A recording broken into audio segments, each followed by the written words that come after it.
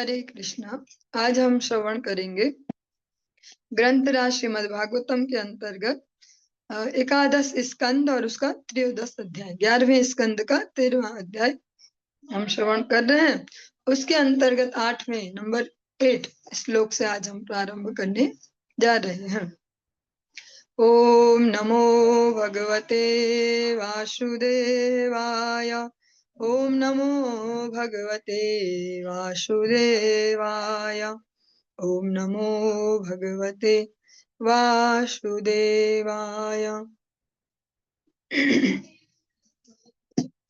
भगवान श्री कृष्ण अपने परम प्रिय मित्र उद्धव जी को जो संदेश दे रहे हैं उसी को हम श्रवण कर रहे हैं। श्री उद्धव उवाच विदन्ति मर्त्याः प्रायेण विषयान् पद्मापदां तथापि भुञ्जते कृष्ण तत्कथं स्वखराजवत्। श्री उद्धव जी ने कहा, हे कृष्ण, सामान्यतया मनुष्य यह जानते हैं कि भौतिक जीवन भविष्य में महान दुख देता है। महान मीन्स यहाँ पे ग्रेट वाला वैसा नहीं जैसा हम समझते हैं। महान मीन्स बहुत बड़ा। भौतिक जीवन भविष्य में महान दुख देता है, फिर भी वे भौतिक जीवन का भोग करना चाहते हैं। हे प्रभु, यह जानते हुए भी कि वे किस तरह कुत्ते, गधे या बकरे जैसा आचरण कर सकते हैं। उद्धव जी यहाँ पे एक प्रकार से अपना दुख या इस प्रकार से व्यक्त कर रहे हैं कि जो मनुष्य वे जानते भी हैं कि जो भौतिक जीवन है, भौतिक जीवन में बिना भगवान का जो जीवन है, यह जीवन भविष्य में बहुत अधिक कष्ट ही देता है। ऐसा कोई मनुष्य आज तक की हिस्ट्री में है नहीं जो बहुत हैप्पीली जिसका जीवन रहा हो। ये कह सकते हैं बस बहुत अच्छा है। ऐसा सभी को अलग अलग प्रकार के कष्ट यहाँ मिलते ही हैं, फिर भी वे भौतिक भोग करना चाहते हैं। तो उद्धव जी अपनी एक भावना व्यक्त कर रहे हैं, इतना जानते हुए भी वे फिर भी नहीं भोगों में रत रहते हैं। ये सब समझते हुए भी वे कुत्ते, गधे, बकरे इनके जैसा कैसे आचरण कर सकते हैं। उद्धव जी एक प्रकार का आश्चर्य व्यक्त करते हैं। इसे प्रहलाद महाराज जी भी कहते हैं, चर्वित चर्वणाम, सारे शरीरों में जो जो हम कर चुके हैं उसी को ही मनुष्य जीवन में कर रहे, अगर केवल उसी को ही करें तो ऐसे ही है जैसे चबाए हुए को चबाना। कोई चीज हमने चबा दी हो और फिर से थूक दिया हो और फिर उसको मुंह में भरे, फिर चबाए, फिर थूक दिया, फिर भरे, फिर चबाए, सुनने में कितना गंदा लगता है। ऐसे किसी को करते देख ले तो ठीक ऐसा आदमी है, लेकिन यही मनुष्यों की भी गति है। आहार निद्रा भय मैथुन तद भी नराणाम पशु भी समाना। केवल इन्हीं 4 क्रियाओं में हमेशा अगर अपने जीवन को लगा के रखता है तो फिर वो पशुओं के सदृश है। श्री भगवान उवाच अहमित्यन्यथा बुद्धिया प्रमत्तस्य यथा हृदि उत्सर्पतिरजो घोरं ततो वैकारिकं मनः रजो युक्तस्य मनसः संकल्पः सविकल्पकः ततः कामो गुणध्यानात् दोषः स्याद्धि दुर्मते। पूर्ण पुरुषोत्तम भगवान ने कहा, हे उद्धव, बुद्धि रहित व्यक्ति सर्वप्रथम अपनी झूठी पहचान भौतिक शरीर तथा मन के साथ करता है, पर जब किसी की चेतना में ऐसा मिथ्या ज्ञान उत्पन्न हो जाता है तो महान कष्ट का कारण, बहुत बड़े कष्ट का कारण भौतिक काम, जो भोगों को भोगने की इच्छा है, विषय वासना उस मन में व्याप्त हो जाती है जो स्वभाव से सात्विक होता है। तब काम द्वारा दूषित मन भौतिक उन्नति के लिए तरह तरह की योजनाएं बनाने में एवं उन्हें बदलने में लग जाता है। इस प्रकार सदैव भौतिक प्रकृति के गुणों का चिंतन करते हुए मूर्ख व्यक्ति असह्य भौतिक इच्छाओं से पीड़ित होता रहता है। जिन्हें आध्यात्मिक ज्ञान से लेना देना नहीं, आध्यात्मिक जीवन से लेना देना नहीं, ऐसे मनुष्यों की स्थिति यहाँ पे बताई जा रही है। भगवान कहते हैं उद्धव जी को, उद्धव जी कहते हैं कि ऐसा समझ के भी सब ऐसा ही कैसे रह रहे, कुत्ते बिल्लियों जैसी, बहुत बड़ा आश्चर्य है। भगवान कह रहे हैं कि जब जीवात्मा किसी शरीर से जुड़ा तो उसने वो शरीर और जो मन, हाँ, तो शरीर है जो स्थूल है, और मन है जिसमें चेतना है, जो जागृति है, उसको, उसके संगति करता है, उसको ही मैं समझता है। मतलब मेरा मन आज ऐसा कर रहा है, जैसे हम नॉर्मली कहते हैं ना, आज तो मन ऐसा कर रहा, तो वो मन कर रहा, पर उसको हम ही कर जाते हैं, कभी गड़बड़ शुरू हो जाती है, वो मन करता है। और जब भी हम कोई क्रिया करें मन के कहने के चलते, और जब दंड मिले, क्योंकि मन अधिकतर ऐसी क्रियाएं करने को कहता है जिनसे हमें फाइनली दंड ही मिलता है, और जब दंड मिलता है उस समय मन गायब है, उस समय कुछ नहीं करता मन। उस समय अगर कोई देख पाए कि अब कहाँ गया मेरा मन, जिसने बोला था चल खाते हैं, ऐसा करते हैं, वैसा करते हैं, वहां जाते, मन गायब। भगवान कहते हैं जो ऐसी झूठी पहचान अपने शरीर और मन के साथ ही करते हैं, मीन्स उसको ही मैं समझते हैं। ऐसे बंगाली में कहावत कहते हैं, ठीक से तो नहीं आती बोलनी, पर उसकी मीनिंग ये है कि आत्मा को कष्ट नहीं देना चाहिए। इसको वही संदर्भ में बोलते हैं कि भैया, मतलब वो आत्मा जो शब्द बोल रहे हैं वो मन है, मतलब जो मन करे वो खाओ, जो मन करे वो कहो, जो मन करे वो पहनो, मन के सुनो, आत्मा को कष्ट नहीं देना। हाँ, ऐसा करके काफी वर्ष पहले ब्रज 84 कोस यात्रा के दौरान ने ऐसा कोई वो उदाहरण सुना था कोई संत से, कि आत्मा को कष्ट नहीं देना। आत्मा कह रही मछली खाओ तो मछली खाओ, आत्मा कह रही यहाँ नाचो तो नाचो, आत्मा वो, वहां मन कोई आत्मा, ऐसे कहा गया। वही कैटेगरी यहाँ पे कही गई कि जब वह शरीर और मन को ही मैं समझ लेता है, तो उसमें नए नए भौतिक इच्छाएं उत्पन्न होती हैं, फिर उनको पूरा करने के लिए जोर लगाएगा, बनाए रखने के लिए जोर लगाएगा, और इस प्रकार से जब एक इच्छा पूरी होगी तो मन का मनोबल और बढ़ेगा, ये बढ़िया व्यक्ति मिल गया, हाँ, मेरी सब बातें मानता है, फिर नई नई नई नई इच्छाएं, उनसे हमेशा परेशान रहेगा। करोति काम वशगः कार्मण्या विजितेन्द्रियः दुःखोद दुःखोदरकाणि संपश्यन् रजो वेग विमोहितः। जो भौतिक इंद्रियों को वश में नहीं करता, वह भौतिक इच्छाओं के वश में हो जाता है, और इस तरह वह रजोगुण की प्रबल तरंगों से मोहग्रस्त हो जाता है। ऐसा व्यक्ति भौतिक कर्म करता रहता है, तथापि उसे स्पष्ट दिखता है कि इसका फल भावी दुख होगा। जो अपनी भौतिक इंद्रियों के चलते ही सब कुछ करता है, वो उनके वशीभूत हो जाता है। कैसे? कुछ समय तक हम मन की सुनते हैं, वो कुछ कहता हम करते हैं, और अब एक समय ऐसा भी आ जाता है कि हम ना भी करना चाहें फिर भी ऑटोमेटिकली करेंगे। कोई सी हैबिट, कोई सी भी हैबिट हो, हम इसको प्रैक्टिकली देख सकते हैं। हाँ, चलो, किसी को कुछ खाने की हैबिट हो या कुछ ऐसा जो भी, अब वो एक टाइम के बाद व्यक्ति भी उसको कंट्रोल नहीं कर सकते। अगर कहीं चलो किसी को मीठा खाने की बहुत आदत है, और पहले उसने खाया खाया, प्रैक्टिस की, अब एकदम से पता चलता है कि भैया डॉक्टर बोलते डायबिटीज हो गई, अब आपको छोड़ना पड़ेगा। पर छोड़ कैसे पाएगा वो, क्योंकि प्रैक्टिस इतनी भयंकर लेवल पे की है, तो उसके चलते फिर हमेशा परेशान रहेगा, वही उन इच्छाओं के वशीभूत हो जाता है, और इस तरह वह रजोगुण की प्रबल तरंगों से मोहग्रस्त हो जाता है। ऐसा व्यक्ति अगर देख भी पाता है अन्यों को जीवन में भी कि इनको भी क्या मिला इतनी झक मार के, ये भी आज दुखी हैं ऐसे, पर अपने संदर्भ में नहीं सोच पाता ऐसा कि मेरा भी यही होने वाला, नहीं, मेरा तो सब बढ़िया होगा, मेरा नहीं होगा ऐसा, मुझे और जोर लगाना है, और अच्छे से अपने जीवन को और बढ़िया करना है, अपने संबंधों को और सुदृढ़ करना है, ऐसा ऐसा। रजस्तमोभ्याम यदपि विद्वान विक्षिप्तधि पुनः अतन्द्रितो मनोयुज्यन् दोष दृष्टिर्न सज्जते।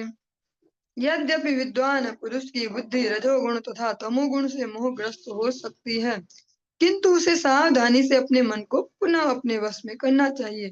प्रकृति के गुणों के कलमश को स्पष्ट देख लेने से वह आसक्त नहीं होता। और जो ये बात है ये पूरी प्रैक्टिकल एप्लीकेबल, कि ऐसा चलते रहता, ऊपर नीचे उठा पटक मन की, कभी हो सकता है कभी रजोगुण का प्रभाव पड़े, कुछ ऐसी संगति करे, कभी तमोगुण, पर समय रहते अपनी जो थिंकिंग प्रोसेस है उसको चेक करते रहना चाहिए, क्योंकि जो अगर हैबिट डालेगा ऐसे अपनी थिंकिंग प्रोसेस को देखते रहने का, मैं कैसे सोचता हूँ, मैं कैसे सोचती हूँ, ऐसे कैसे करती हूँ, कैसे करता हूँ, तो वो खुद भी समझ पाएगा आजकल मेरा ठीक नहीं चल रहा हिसाब किताब, आजकल दिमाग थोड़ा ऐसा हो रहा, तो फिर वो उसमें फंसेगा नहीं, वो जल्दी से भगवान कहते हैं उसको रिकवरी ले लेनी चाहिए फिर, ऐसे जब कभी कुछ इन्फेक्शन हो भी जाए। अप्रमत्तो अनुयुज्यित मनोमय्यर वयच्छनः हरि बोल। अनिर्विण्णो यथा कालम जित श्वासो जितासनः। मनुष्य को सावधान तथा गंभीर होना चाहिए और उसे कभी भी आलसी या खिन्न नहीं होना चाहिए। श्वास तथा आसन की योग क्रियाओं में दक्ष बनकर मनुष्य को अपना मन प्रातः, दोपहर तथा संध्या समय मुझ पर एकाग्र करते हुए इस तरह मन को धीरे धीरे मुझ में पूरी तरह से लीन करना चाहिए।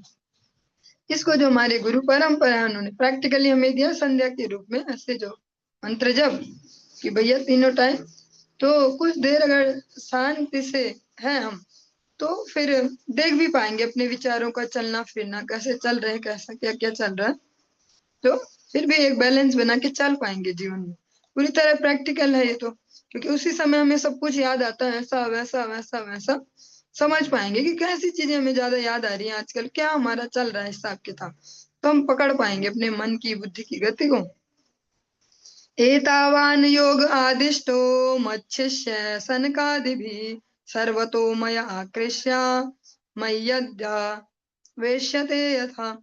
सनक कुमार इत्यादि मेरे भक्तों द्वारा सिखाई गई वास्तविक योग पद्धति इतनी ही है कि मनुष्य को अन्य सारी वस्तुओं से मन को हटाकर उसे सीधे या उपयुक्त ढंग से मुझ में लीन कर देना चाहिए। भगवान को जीवन का केंद्र बिंदु बनाना, यही समस्त वैदिक साहित्यों का सार है।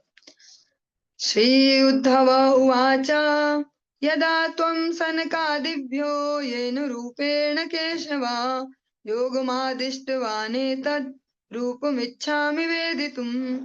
श्री उद्धव ने कहा, हे केशव, आपने सनक तथा उसके उनके भाइयों को किस समय और किस रूप में योग विद्या के विषय में उपदेश दिया, अब मैं इन बातों के विषय में जानना चाहता हूँ। सनकादिक को कब आपने उपदेश किया? श्री भगवानुवाच पुत्राहिरण्यगर्भस्य मानसा सनकादयः पाप्रच्छुः पितरं सूक्ष्मं योगस्यैकान्तिकीं गतिम्। पूर्ण पुरुषोत्तम भगवान ने कहा, एक बार सनक इत्यादि ब्रह्मा के मानस पुत्रों ने अपने पिताजी से योग के परम लक्ष्य जैसे अत्यंत गूढ़ विषय के बारे में पूछा। सनकादय ऊचुः गुणेष्वाविशते चेतो गुणेश्चेतसिश्च प्रभो कथमन्योन्य संत्याग्यो मुमुक्षोर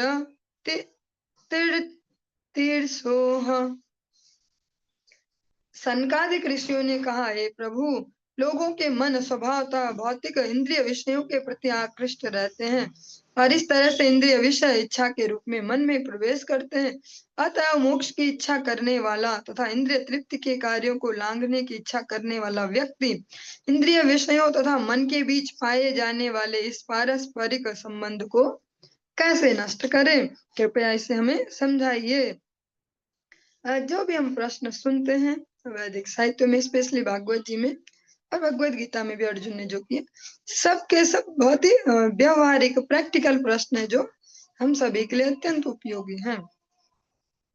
सनकादिक ऋषियों ने कहा कि जो मनुष्य हैं उनके मन नेचुरली स्वाभाविक उनकी ये गति है या उनकी ये उनका ऐसा चलना है कि वे जो भी इंद्रिय विषय उनके प्रति आकृष्ट होते हैं। जैसे नॉर्मली कहीं खाने की कोई चीजों का स्टॉल लगाओ, ऐसे अरे वाह ऐसे, कहीं कुछ कपड़ों की दुकान सजी हो बहुत बढ़िया, कहीं जूतों की सेल, हाँ ऐसे बैग है, कुछ भी ऐसे, तो ऐसे, और इससे हायर जाए तो फिर स्त्री पुरुष अट्रैक्शन और ये सब तो फिर भर भर के है ही जगत में, तो नेचुरली ऐसे जाएगा, बहुत बढ़िया, ये तो बहुत सुंदर है, ऐसे ऐसे, उससे फिर इच्छाएं उत्पन्न होती है मन में, ऐसा सनकादिक कह रहे हैं।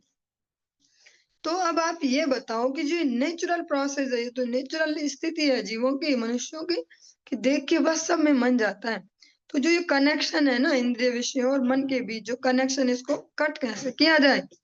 हाँ, आप हमें ये समझाइए। और वास्तव में ये प्रश्न हम सभी के लिए भी बड़ा व्यवहारिक है। हम इसको प्रैक्टिकली देख सकते हैं कि जैसे गुरु पदाश्रय के बाद जिस प्रकार से भगवत भक्ति में लगे हैं, जो जिस जिस प्रकार से लगे हैं वे उस प्रकार से इसको अनुभव कर पाएंगे। कि जैसे अब हमारे लिए जो कह सकते हैं चॉइसेस कम हो गई, ऐसे मतलब कुछ ना कुछ तो प्रैक्टिकली जीवन में परिवर्तन आ रहा है ना। अब उतनी मारा मारी नहीं है मन में, तो देखी सेल और भागो और ऐसे टूट पड़ो, और वहां रेस्टोरेंट नया खुला टूट पड़ो, ऐसे ऐसे तो इतनी मारा मारी नहीं है। तो हम खुद से भी देख पाएंगे इसको व्यवहारिक रूप में अपने जीवन में परिवर्तन, कि मान लो इतनी झंझट कम है, फिर इतना हम जीवन पे ध्यान दे पाते हैं अपने, कि भैया हमारा जीवन। नहीं तो 99.9 जनसंख्या तो इसमें मरी जा रही। आज वहां से लगी वहां भागो, आज नई मूवी आई वहां भागो, नया रेस्टोरेंट वहां भागो। जीवन पे कब ध्यान दे पाएंगे? क्या है हमारे जीवन का लक्ष्य, क्या जीवन है? या ठीक से भौतिक जीवन को भी कहाँ जी पाएंगे ऐसे। तो जितनी हमारे लिए भक्ति मार्ग में आने की वजह से चॉइसेस कम हुई है, थोड़ा मन थोड़ा सा ठीक ठाक हो गया, इतना हमारे लिए सरल हो गया जीवन। यही संकादिक पूछना चाह रहे हैं कि जो कनेक्शन है भौतिक विषयों का, जो आकर्षण है मन के साथ, जो कनेक्शन है, इसको कैसे काटा जाए। श्री भगवानुवाच एवं पृष्टो महादेवः स्वयं भूर्भूत भावनः ध्याय ध्यायमानः प्रश्नबीजं नाभ्यपद्यत कर्मधि। पूर्ण पुरुषोत्तम भगवान ने कहा, हे उद्धव, श्री भगवान के शरीर से सीधे उत्पन्न तथा भौतिक जगत के समस्त जीवों के सृष्टा स्वयं ब्रह्मा जी ने सर्वोच्च देवता होने के कारण सनक आदि अपने पुत्रों के प्रश्न पर गंभीरता पूर्वक विचार किया, किंतु ब्रह्मा जी की बुद्धि अपनी सृष्टि के कार्यों से प्रभावित थी, अतः वे इस प्रश्न का सही उत्तर नहीं ढूंढ सके। और यही तो है सारी समस्या, इससे ऊपर से नीचे कोई नहीं बचता, पर सभी सिमिलर नहीं है। ऐसा नहीं कहेंगे ब्रह्मा जी भी हम जैसे ही हैं, पर यह है इन्फेक्शन होता ही, हम जो जो भी करेंगे संग दोष आएगा ही आएगा। जिस भी क्रिया में इंगेज है वो फिर दिमाग पे छाई रहेंगे, है? तो ब्रह्मा जी ने सोचा तो बहुत गंभीरता पूर्वक कि मेरे पुत्रों ने बहुत बढ़िया प्रश्न पूछा है, मुझे उत्तर देना चाहिए, पर वे भी इसको ज्यादा अच्छे से समझ ना पाए, क्योंकि उनके माइंड में भी इतना ज्यादा हौच पौच है भैया, इतने सृष्टि के कार्य, अब वैसे अब वो सब कुछ वो ज्यादा अच्छे से समझ ना पाए।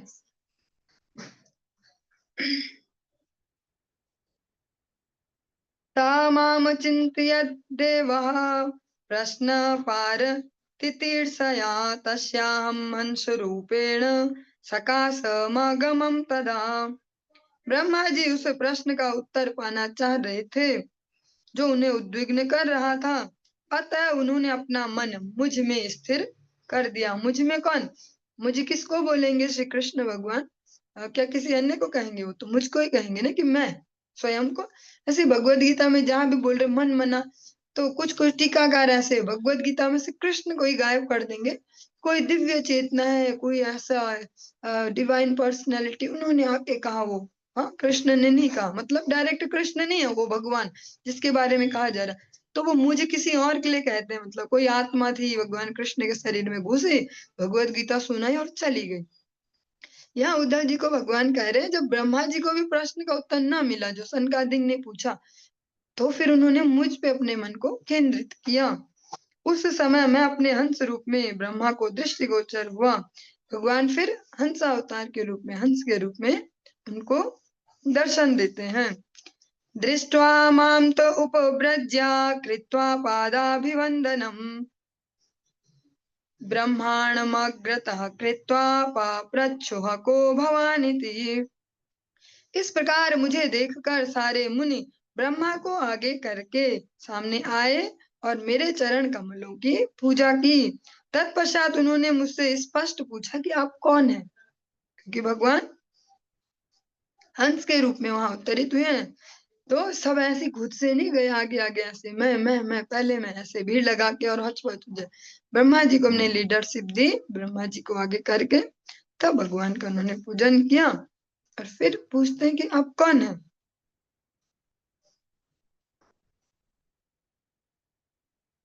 इत्यहं मुनिभिः पृष्ठत् तत्त्वजिज्ञासुभिस्तदा यदवोचमहं तेभ्यस्तदुद्धव निबोध मे। हे उद्धव, मुनिगण योग पद्धति के अनंतिम सत्य को जानने के इच्छुक थे, अतः उन्होंने मुझसे इस प्रकार पूछा। मैंने मुनियों से जो कुछ कहा उसे अब मुझसे सुनो। तब मैंने जो उन मुनियों को बोला था वही आप अब मुझसे सुनो। और अधिकतर प्रसंगों में हम ऐसे ही सुनेंगे, ये कोई भी प्रश्न आएगा, हाँ एक बार उन्होंने भी सेम पूछा था, तो तब जो बोला वो सुनो ऐसे। वस्तुनो यद्य नानात्वा आत्मनः प्रश्न ईदृशः कथम घटेतु वो विप्रा वक्तुर्वामेकाश्रयः। हे ब्राह्मणों, यदि तुम लोग मुझसे पूछते हो कि मैं कौन हूँ, तो यदि तुम यह विश्वास करते हो कि मैं भी जीव हूँ और हम लोगों में कोई अंतर नहीं है, क्योंकि अंततः सारे जीव एक हैं, तो फिर तुम लोगों का प्रश्न किस तरह संभव या उपयुक्त मतलब युक्ति संगत है। अंततः तुम्हारा और मेरा दोनों का असली आश्रय क्या है? कि अगर तुम्हें ये गलतफहमी हो रही हो कि मैं भी तुम्हें जैसा हूँ, फिर तो प्रश्न पूछने की जरूरत ही क्या है? फिर तो एक ही कैटेगरी के हो गए ना।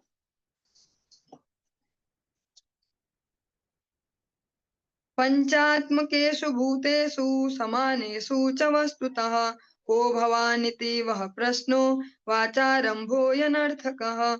यदि तुम लोग मुझसे यह प्रश्न पूछकर कि आप कौन हैं, भौतिक देह की बात करना चाहते हो, तो मैं यह इंगित करना चाहूंगा कि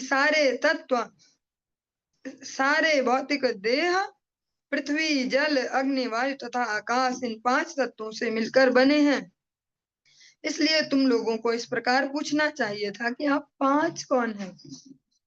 यदि तुम लोग यह मानते हो कि सारे भौतिक देह एक समान तत्वों से बने होने से अंततः एक हैं, तो भी तुम्हारा प्रश्न निरर्थक है, क्योंकि एक शरीर दूसरे शरीर में भेद करने की कोई गंभीर प्रयोजन नहीं है। इस तरह ऐसा लगता है कि मेरी पहचान पूछकर तुम लोग केवल ऐसे शब्द बोल रहे हो जिनका कोई वास्तविक अर्थ या अभिप्राय नहीं है। कभी आपके जीवन में भी हुआ हो ऐसा? जैसे हम कोई श्रेष्ठ जन से कभी कोई प्रश्न पूछे, हमारा तो एक माइंड सकता है कि ऐसा बोलना चाहिए नहीं, लेकिन वो ठीक उसके विपरीत कुछ ऐसे ही हमें ही क्रॉस क्वेश्चनिंग कर दे तो हचपच हो जाएगी, अरे कैसे। और यही एक वे भी है, वैसे क्रॉस क्वेश्चनिंग से दिमाग पे जोर पड़ेगा, क्योंकि ऐसे तो हमारी हैबिट भी है, कोई भी आए कुछ पूछो, हाँ जी आप बता दो, ऐसा वैसा वैसा। क्रॉस क्वेश्चनिंग से दिमाग पे जोर पड़ेगा कि आप वास्तव में चाहते क्या हो, क्या टाइम पास करना चाह रहे हो या मेरा टाइम वेस्ट करना चाह रहे हो। तो भगवान कहते हैं कि अगर तुम्हें लगता है तुम मुझे अपने ही जैसा समझ रहे हो, तब भी इसको पूछ के फायदा नहीं। हाँ, क्योंकि अगर तुम्हें लगता है कि तुम भी भौतिक देह और मैं भी यही हूँ, तो फिर एक भौतिक देह दूसरे से क्या पूछे, कुछ भी, सब तो एक जैसे ही हो गए। तो ऐसा लगता है कि तुम ये जो पूछ रहे हो केवल शब्द है, इसकी कुछ मीनिंग है नहीं कि आप कौन है। भगवान ने केवल इसी प्रश्न पे कि आप कौन है, इस पे इतना उन्हें सुना दिया। मनसा वचसा दृष्टिया गृह्यते अन्यरपीन्द्रिये अहमेव नामत्तो अन्यदिति बुद्धयध्वमज्जसा। इस जगत में मन, वाणी, आंखों या अन्य इंद्रियों के द्वारा जो भी अनुभव किया जाता है वह एकमात्र मैं हूँ, मेरे अतिरिक्त कुछ भी नहीं है। तुम सभी लोग तथ्यों के सीधे सीधे विश्लेषण से इसे समझो। भगवान कहता है जो कुछ भी तुम कहीं भी कुछ भी अनुभव कर रहे हो, फाइनली वो मैं ही हूँ। हाँ, मत्तः परतरम नान्यत् किंचिद अस्ति धनंजय, मेरे अतिरिक्त कहीं कुछ नहीं है। गुणेष्वाविशते चेतो गुणाश्चेतसि च प्रजा जीवस्य देह उभयं गुणाश्चेतो मदात्मनः। हे पुत्रों, मन की सहज प्रवृत्ति भौतिक इंद्रिय विषयों में प्रविष्ट करने की होती है और इसी तरह इंद्रिय विषय मन में प्रवेश करते हैं, किंतु भौतिक मन तथा इंद्रिय विषय दोनों ही उपाधियां मात्र हैं जो मेरे अंश रूप आत्मा को ढके रहते हैं। जो मन है और इंद्रिय विषय है, उनकी वास्तव में कोई एग्जिस्टेंस ऐसे नहीं है। तो क्या है, एक प्रकार का टाइटल है, उपाधि है एक, जो जीवात्मा को ढके रहती है। कौन सी जीवात्मा? जो मेरा अंश रूप है। गुणेषु चाविशश्चित्तम् वीक्षणं गुणसेवया गुणाश्च चित्त प्रभवा मद्रूप उभयं त्यजेत्। जिस व्यक्ति ने यह जानकर कि वह मुझसे भिन्न नहीं है, मुझे प्राप्त कर लिया है, वह अनुभव करता है कि भौतिक मन निरंतर इंद्रिय तृप्ति के कारण इंद्रिय विषयों में रमा रहता है और भौतिक वस्तुएं भौतिक मन के भीतर स्पष्टतया स्थित रहती हैं। मेरे दिव्य स्वभाव को समझ लेने के बाद वह भौतिक मन तथा इनके विषयों को त्याग देता है। स्वयं का कर्ता अभिमान छोड़ के कि मैं ही भोगता और मैं ही करता, ऐसा विचार छोड़ देता है। जो अतिरेक है कोई भी इंद्रिय विषयों का, वो तभी है कि जब हम खुद को ही भोगता माने, खुद को ही करता माने कि भैया हम कमा रहे हम खा रहे ऐसा, या हमने मेहनत की हम ऐसा ऐसा। तो जो समझ ले कि भगवान ही सर्वोपरि है, सब जगह व्याप्त है, उनका ही संपूर्ण नियंत्रण है समस्त सृष्टि पे, तो वो इस अतिरेक से बच जाएगा। भक्ति राज्य में हम प्रैक्टिकली देख पाएंगे जो जितने सिंसियर होते जाएंगे भक्ति राज्य में, उनके पास उतने झमेले कम होंगे। भौतिक झमेले ऐसे एक्स्ट्रा व्यक्ति वस्तु परिस्थिति संग्रह नहीं करेंगे, उतना ही जितना आवश्यक है उतने को जीवन में स्थान देंगे।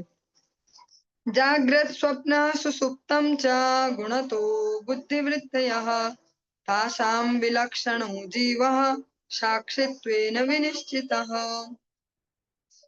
जगना, सोना तथा गहरी नींद ये बुद्धि के 3 कार्य हैं और भौतिक प्रकृति के गुणों द्वारा उत्पन्न होते हैं। शरीर के भीतर का जीव इन तीनों अवस्थाओं से भिन्न लक्षणों द्वारा सुनिश्चित किया जाता है, अतः वह उनका साक्षी बना रहता है। जो जीवात्मा है शरीर के अंदर, वो केवल मात्र साक्षी बना हुआ है। मन और इंद्रियों का अपना ही सब व्यापार चल रहा है। यरि संश्रिते बंधो अयमात्मनो गुणवृत्तिदः मयि तुर्ये स्थितो जह्यात् त्यागस्तद्गुण चेतसाम। आत्मा भौतिक बुद्धि के बंधन में बंदी है, जो उसे प्रकृति के मोहमय गुण में निरंतर व्यस्तता प्रदान करते रहती है। लेकिन मैं चेतना की चौथी अवस्था जागृत, स्वप्न तथा सुसुप्त इससे परे हूँ। मुझ में स्थित होने पर आत्मा को भौतिक चेतना का बंधन त्याग देना चाहिए। उस समय जीव स्वतः भौतिक इंद्रिय विषयों तथा भौतिक मन को त्याग देगा। भगवान को केंद्र बिंदु बनाना, तो वही इन सारी समस्याओं का एकमात्र उपाय है। अहंकार कृतम बंधमात्मनो